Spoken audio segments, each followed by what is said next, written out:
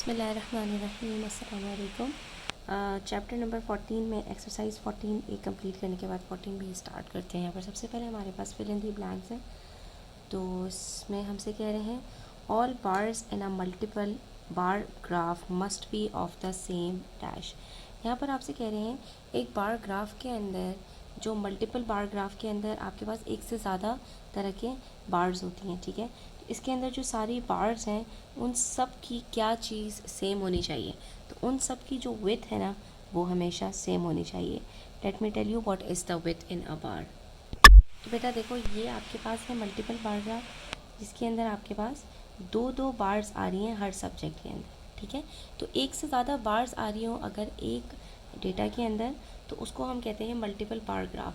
और हर बार की आप देख सकते हैं कि यहाँ पर ये यहाँ से लेके यहाँ तक की जो लेंथ है ये इक्वल होनी चाहिए। इसको कहते हैं विथ, यानी कि इसकी चौड़ाई। एक चीज़ होती है हाइट, लेंथ, और एक चीज़ होती है विथ।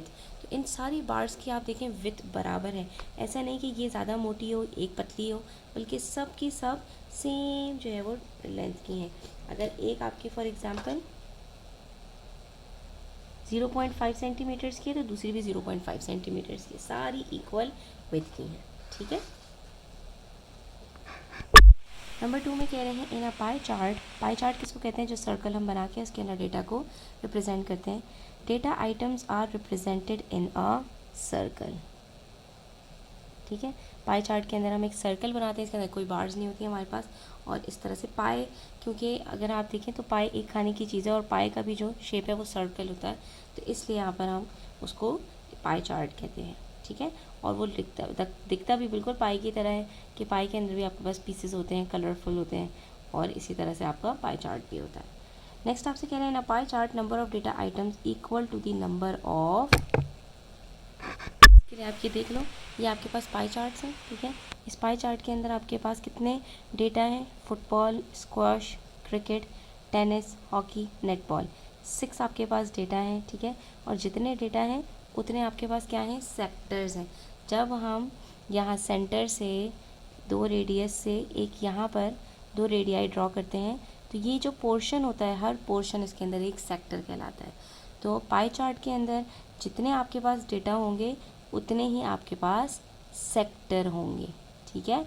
यानी जितने आपके पास ग्रुप्स होंगे उतने आपके पास सेक्टर्स होंगे। नेक्स्ट में हमसे कह रहे हैं the letters of the word Pakistan are placed in a bag. अब बात हो रही है प्रोबेबिलिटी की, तो प्रोबेबिलिटी आप लोगों ने ग्रेड 5 में भी पढ़ा था। अब आपसे कह रहे हैं पाकिस्तान के अंदर जो लेटर्स हैं आपके पास वो कौन कौन से हैं? PAKISTAN। तो ये कितने लेटर्स हैं? 1 2 3 4 5 6 7 8, टोटल 8 लेटर्स हैं। अब इसमें से हमें प्रोबेबिलिटी किसकी निकालनी है? Probability of a vowel. तो वॉवेल्स कितने हैं? 1 2 3 वॉवेल्स हैं, तो प्रोबेबिलिटी ऑफ वॉवेल कितनी होगी? 3/8, ठीक है। हमने क्या किया? वॉवेल की प्रोबेबिलिटी निकालनी है, तो वॉवेल के नंबर्स हमने न्यूमरेटर में रखे और टोटल नंबर ऑफ लेटर्स हमने डिनोमिनेटर में रखे और हमारे पास प्रोबेबिलिटी आ गई, ठीक है। उसके बाद कह रहे हैं the probability that the sum of 2 even numbers is even is dash.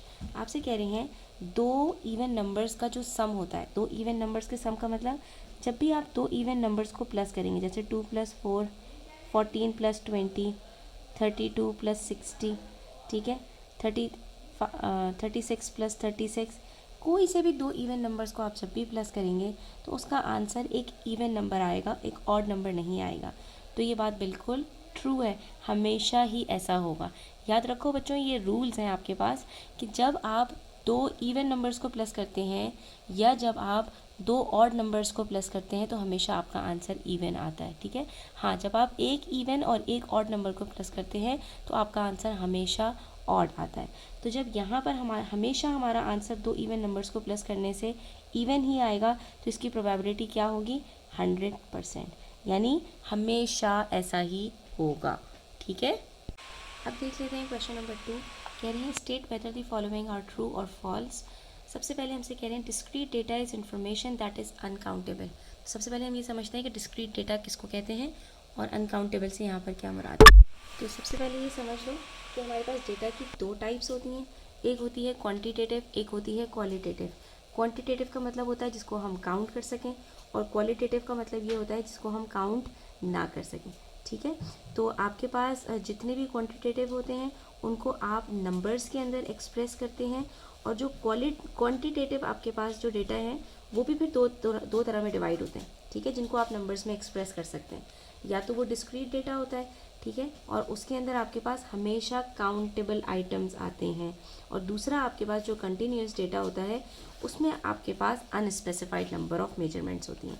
तो हम यहाँ पर पहले डिस्क्रीट डेटा की बात कर लेते हैं। तो डिस्क्रीट डेटा को एग्जांपल से समझ लो, जैसे number of students who play cricket, तो इसको आप काउंट कर सकते हैं, ठीक है। Number of students in a school count कर सकते हैं, number of runs in a cricket series count कर सकते हैं, number of workers in a company, number of customers who have bought a product, ठीक है, नंबर ऑफ। तो ये वो चीज़ें होती हैं डिस्क्रीट डेटा जो काउंटेबल होती है, ठीक है, और इसके डिफरेंट वैल्यूज़ हो सकती हैं, लेकिन इसके अंदर आपके पास हमेशा जो भी आपके पास इंफॉर्मेशन कलेक्ट होगी वो काउंटेबल होगी और एक limited number of possible values होंगी। जबकि आपके पास जो कंटिन्यूस डेटा होता है वो डिस्क्रीट डेटा का ऑपोजिट होता है। इसके अंदर भी आपके पास न्यूमेरिकल डेटा होता है, लेकिन इसके अंदर आपके पास unspecified number of possible measurements होती हैं। जैसे हम बात करते हैं height, weight, length, time, age, temperature and so on. तो अगर हम इसको उर्दू में अगर मैं आपको समझाऊं आसान लफ्ज़ों में, इसके लिए हम अदद और मकदार का लफ्ज़ इस्तेमाल करते हैं, यानी वो चीज़ें जिनको हम सीधा सीधा 1 2 3 गिनती में कर सकें उनके लिए हम उसको अदद कहते हैं, ठीक है, और वो हमारे पास डिस्क्रीट डेटा में आता है, ठीक है। कि जैसे इंसानों की बात करें, बच्चों की बात करें, स्टूडेंट्स की बात करें, वर्कर्स की बात करें, तो 2 स्टूडेंट्स हैं, 10 वर्कर्स हैं, 4 बच्चे हैं, ठीक है, 15 रन्स हैं। तो ये सारी चीज़ें क्या है, हम काउंट कर सकते हैं इसको। लेकिन अगर मैं बात करूँ किसी ऐसी चीज़ की जैसे पानी है, लिक्विड्स हैं, ठीक है, या मैं टाइम की बात करूं, तो हम ये नहीं कह सकते कि इस वक्त 1 हो रहा है, बल्कि हम यहाँ पे क्या कहेंगे 1 घंटा या 1 मिनट, ठीक है, या जो है वो कितना टाइम गुजरा, तो 1 मिनट 1 घंटा। इसी तरह से कि अगर हम बात करें लेंथ की, तो लेंथ को हम नहीं कहते कि ये 1 है, ये 2 है, हमें यहाँ पे बताना पड़ेगा कि ये 1 सेंटीमीटर है, ये 1 किलोमीटर है, ये 1 मीटर्स है, ठीक है। इसी तरह से वेट में भी हम नहीं कहते कि ये 1 है, ये 2 है, ये 3 है, तो इसमें भी हम क्या कहते हैं 1 kg है, 2 kgs हैं, 3 kgs हैं। तो जिन चीज़ों के लिए हम मिक़दार का वर्ड यूज़ करते हैं, जिन्हें हमें मेजर करना पड़ता है, जिनके लिए हमें यूनिट्स की ज़रूरत पड़ती है, वो कंटिन्यूस डेटा होता है, और जिसके लिए हमें कोई यूनिट्स की ज़रूरत नहीं पड़ती, जिसको नंबर्स में हम काउंट कर सकते हैं, वो हमारा डिस्क्रीट डेटा होता है। यहाँ पर हमारे पास क्या बात हुई, discrete data is information that is uncountable. No, discrete data is information that is countable, ठीक है। तो this is false. Continuous data will change over time. Continuous data change हो जाता है, बिल्कुल टाइम के साथ साथ चेंज हो जाता है। जैसे एज है वो बढ़ जाती है, ठीक है, वेट है जो बढ़ जाता है, कम हो जाता है, तो टाइम के साथ साथ कंटिन्यूस डेटा चेंज हो सकता है, ठीक है। टाइम है बढ़ता घटता रहता है, तो जो चीज़ें बढ़ती और घटती रहती हैं तो वो कंटिन्यूस डेटा में आती हैं, that's true. In a multiple bar graph the space between each pair of bars must have the same with. अभी हमने डिस्कस किया था कि बार्स की जो विथ है ये भी सेम होनी चाहिए, और 2 बार्स के बीच में जो डिस्टेंस है ये भी सेम होना चाहिए, तो that's also true. Number 4, the probability that the sun will rise from the west is 1। अच्छा, सूरज हमेशा कहाँ से तुलू होता है, कहाँ से राइज होता है, हमेशा ईस्ट से राइज होता है, तो इसकी प्रोबेबिलिटी कि वो वेस्ट से राइज होगा, तो ईस्ट से राइज होने की प्रोबेबिलिटी 100% है, और वेस्ट से या कहीं और से राइज होने की जो प्रोबेबिलिटी है वो 0 है, 1 नहीं है, ठीक है, क्योंकि कभी भी वेस्ट से तुलू नहीं होता। On a hexagonal spinner numbers 1 2 3 4 5 6 are marked. एक आपके पास स्पिनर है, ठीक है, और इसके अंदर आपके पास टोटल 6 नंबर्स हैं, 1 2 3 4 5 6, ठीक है। अब स्पिनर के अंदर क्या काम होता है, जब आप इसको स्पिन करते हैं तो ये किसी एक नंबर पे जाकर रुक जाता है। वो आपसे कह रहे हैं the probability of occurrence of an even और ऑड नंबर इज़ 50% ईच। तो अब जब मैं इसके ऊपर स्पिन करूँगी तो मेरे पास कितने इवन नंबर्स हैं, 2 4 6, 3 इवन नंबर्स हैं, और कितने ऑड नंबर्स हैं, 1 3 5, 3 ऑड नंबर्स हैं। तो दोनों जब इक्वल नंबर है, मेरे पास 3 ऑड है 3 इवन है, तो दोनों की प्रोबेबिलिटी, और इसके अलावा कोई भी नंबर या तो इवन होता है या ऑड होता है, इसके अलावा तो कुछ नहीं होता, ठीक है। तो जब 6 नंबर्स में से दोनों 3 3 है, तो दोनों की प्रोबेबिलिटी 3/6 3/6 है। 3/6 का मतलब हाफ, और हाफ का मतलब 50%, तो ये बात भी बिल्कुल ट्रू है। नेक्स्ट क्वेश्चन देखते हैं। क्वेश्चन नंबर 3 में हमसे कह रहे हैं read the bar graph and answer the following questions. ठीक है, यहाँ पर हमारे पास एक बार ग्राफ दिया हुआ है, और इसके अंदर हमारे पास यहाँ पर 5 सिटीज़ हैं और चैरिटी शो है यहाँ पर, ठीक है। Number of tickets sold for the charity show. तो भावलपुर के अंदर कितने नंबर ऑफ़ टिकट्स सेल हुए चैरिटी शो के लिए? 100। क्वेटा में कितने हुए? 40 और 50 के बीच में है, तो ये है अराउंड 30, ठीक है। और रावलपिंडी के अंदर 80 और 100 के बीच में है, तो अराउंड 90। और मुल्तान के अंदर 40 और 60 के बीच में है, तो 50। और कसूर के अंदर एग्जैक्ट 80, ठीक है। अब आपसे यहाँ पे कह रहे हैं what is the general information given by the graph. तो जनरल इन्फॉर्मेशन आपको यहाँ पर ग्राफ से क्या दी गई है? यहाँ से आपको ये बताया गया है कि how many charity tickets are sold in different cities. Simple, ये जनरल इन्फॉर्मेशन है आपके पास, ठीक है। जो आपके पास यहाँ पर टाइटल होगा वही आपका इसके अंदर आंसर होगा, ठीक है। अच्छा जी, उसके बाद फिर आपके पास यहाँ पर कह रहे हैं कि how many tickets of the charity show were sold by the agents in total.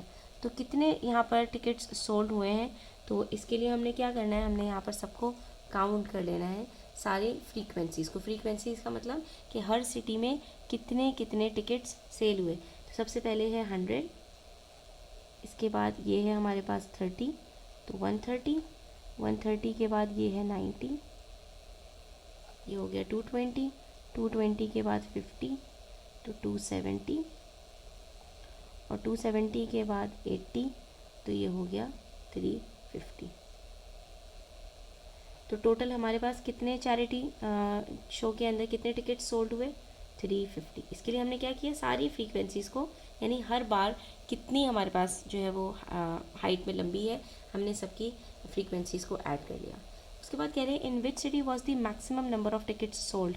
तो सबसे ज़्यादा हाईएस्ट बार हमारे पास भावलपुर की है, तो it's Bahawalpur.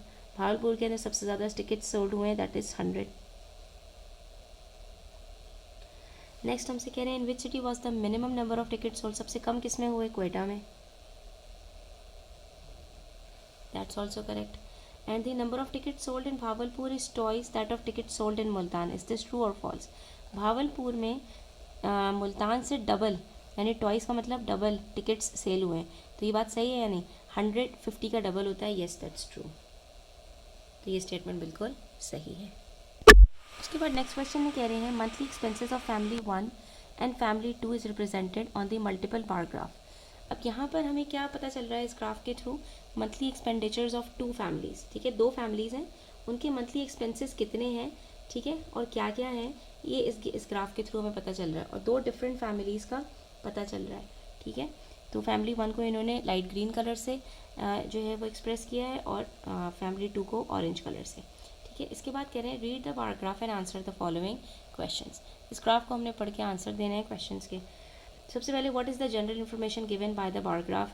So the bar graph tells us about the monthly expenditures of 2 families on different items, ठीक है, कि ये दोनों फैमिलीज़ डिफरेंट आइटम्स के ऊपर कितना कितना खर्चा करती हैं, ये हमें यहाँ से पता चल रहा है, ठीक है। फूड पे, एजुकेशन पे, रेंट पे, फ़ोन पे, इलेक्ट्रिसिटी पे, दोनों की क्या क्या एक्सपेंडिचर्स हैं। अब सबसे पहले हमसे यहाँ पे कह रहे हैं which is the most expensive item for each family. तो दोनों फैमिलीज़ के लिए मोस्ट एक्सपेंसिव आइटम कौन सा है? तो यहाँ पर अगर हम बात करें तो फैमिली 1 के लिए की हाईएस्ट बार हमारे पास फूड में आ रही है, तो इनका मोस्ट एक्सपेंसिव आइटम कौन सा है? For family 1 it is food, and for family 2 it is education. Simple, ठीक है। F1 के लिए हमारे पास फूड है, और F2 के लिए हमारे पास एजुकेशन है। That's very simple. यहाँ पर हमने सिर्फ क्या किया कि दोनों की हाईएस्ट बार को हमने यहाँ पर रीड कर लिया कि फैमिली 1 के लिए क्या है और फैमिली 2 के लिए क्या है, ठीक है। इसके बाद कह रहे हैं which is the least expensive item for each family. तो दोनों की जो बार्स हैं वो सबसे ज़्यादा कम यहाँ पर हैं। MISC मीन्स मिससेलेनियस, ठीक है। तो इसका मतलब है जब दोनों की बार्स सबसे ज़्यादा स्मॉल यहाँ पर हैं तो दोनों का सेम है, एंड दैट इज़ मिससेलेनियस। मिससेलेनियस का मतलब इधर उधर के जो खर्चे होते हैं, ठीक है। तो हम यहाँ पर लिख लेते हैं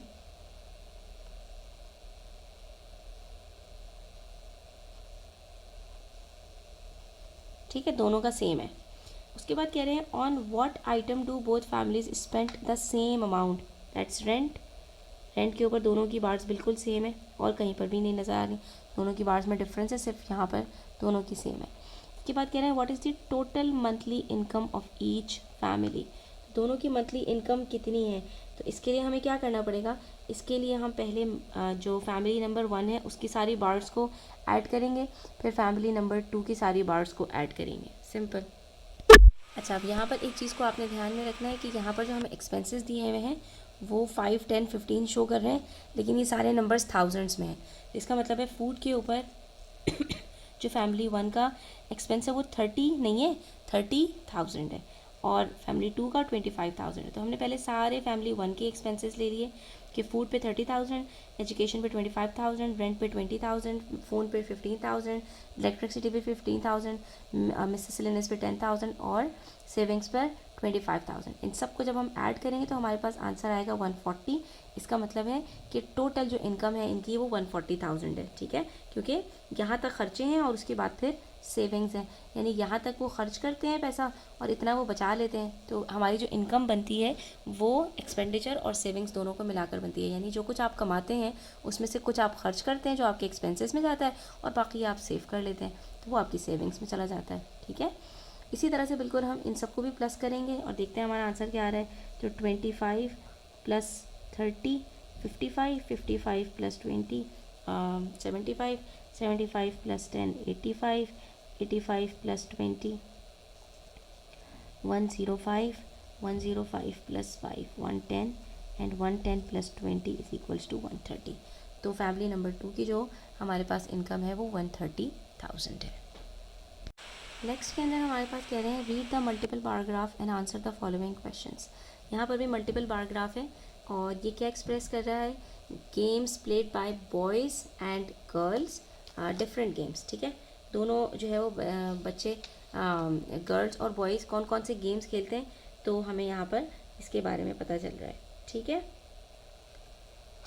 और ये 4 डिफरेंट गेम्स खेल रहे हैं। तो ये जनरल इन्फॉर्मेशन के बाद हम यहाँ पर आंसर्स देते हैं डिफरेंट क्वेश्चंस के। सबसे पहले कह रहे हैं which game is played by the maximum number of boys. तो मैक्सिमम नंबर ऑफ बॉयज़ का मतलब है कि कौन सा गेम है जिसको बॉयज़ सबसे ज़्यादा खेल रहे हैं।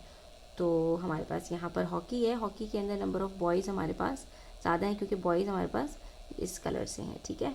तो ये हो गया हमारे पास हॉकी। और विच game is played by the maximum number of girls, तो गर्ल्स की हाईएस्ट बार फुटबॉल में है, तो गर्ल्स सबसे ज़्यादा फुटबॉल प्रेफर कर रही हैं, ठीक है। उसके बाद फिर हमसे कह रहे हैं which game is played by an equal number of girls and boys, so that's badminton. Badminton जो है वो दोनों की बार्स बिल्कुल बराबर हैं और अगर हम ये पीछे की तरफ जाएँ तो ये हमें यहाँ पर नज़र आ रहा है ऑलमोस्ट 60-60 जो है दोनों गर्ल्स और बॉयज़ हैं जो बैडमिंटन खेल रहे हैं, ठीक है। अच्छा जी, उसके बाद फिर हमसे कह रहे हैं which game is played by 4 times as many boys as girls. तो कौन सा गेम ऐसा है कि जो गर्ल्स के मुकाबले में बॉयज़ 4 टाइम्स खेल रहे हैं, तो that's also football. Oh sorry students, यहाँ पर हमारे पास था विच game is played by the maximum number of girls, तो उसके अंदर हमने बॉयज़ को देख लिया। ये हमारे पास हाईएस्ट बार ऑरेंज देखनी थी हमें एंड दैट्स बैडमिंटन, ठीक है। तो पार्ट 3 और 4 दोनों का आंसर बैडमिंटन है,